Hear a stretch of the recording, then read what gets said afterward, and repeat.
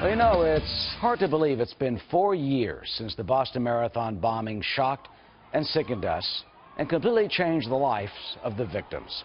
Well, now, one of them, Rebekah Gregory, who lost one of her legs in that attack, well, she's telling her story in an inspiring and emotional new book. This is it, Taking My Life Back, my story of faith, determination, and surviving the Boston Marathon bombing. And Rebekah Gregory joins us now. She is in Houston, Texas. Rebekah, good to see you. First of all, congratulations on the book, and thank you so much for having the courage and desire to bring your story to us, such a personal one. First of all, why did you want to write the book? There's so many reasons why I wanted to write the book. I feel like ever since I was little, I've always written things down, and I've had so many different obstacles and journeys throughout my life that I feel have kind of prepared me or led me up to the marathon bombing.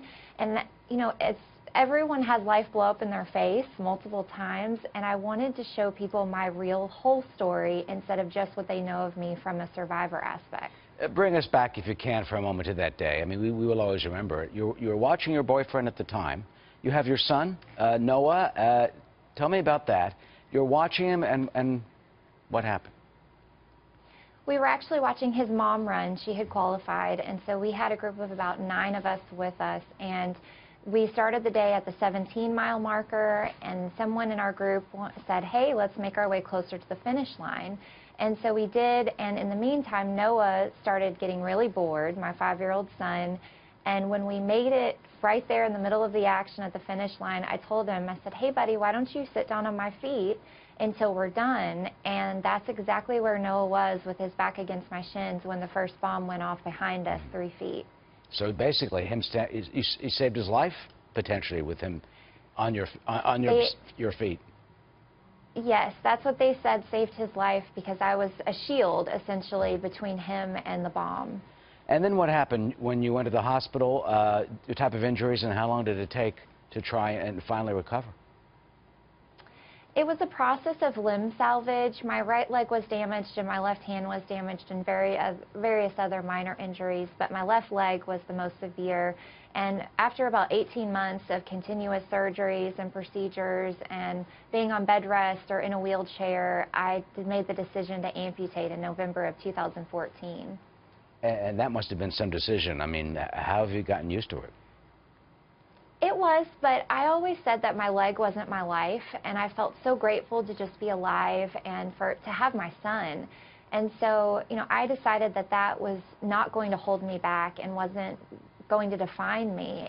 It was what I chose to do afterwards. And so I'm still very thankful, and I consider myself very blessed, and I have a daily reminder of how short life really is. That's just absolutely wonderful. While you were at the hospital, I mean, it's astounding.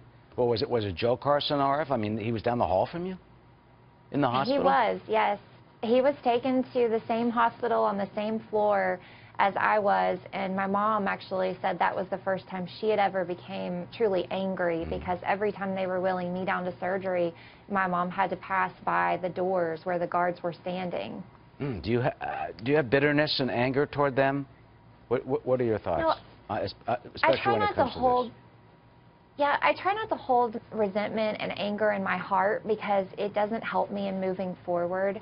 It's very hard to look back on what they did and not hold something towards them. And, you know, for me, it's a process of forgiveness, and I don't think I'm quite there yet, but I really hope that I am someday, and it's something that I pray every night for. But as far as moving on with my life, you know, I'm not going to be angry. I'm just going to feel blessed that I'm still here to be able to tell my story and inspire other people. You've been through such adversity. What keeps you going? I mean, is it deep faith? Is it optimism? Is it hope? What would you tell other people who are facing adversity now of any sort? I think my faith is number one, what keeps me going. I'm also blessed to have an incredible support system, but at the end of the day, I was 3 feet from the bomb that went off, and I'm still here. And so what that means for me is that God's got a bigger plan for not only my life, but my son's life. And it was so important for me to express that in this book and just show people that, yes, while you're going through something now, it's just a chapter, and it could be leading you to the best chapter of all, and I'm in a great one in my life right now. Rebekah Gregory, thank you so much for sharing this with us today. God bless you. And Thank you. the best to know end for your book, it is called Taking My Life Back, an inspiring story, of course, an inspiration for all of us, no matter what we're going through. There's the book. Rebekah Gregory here on the Fox News Channel today. Thank you so much.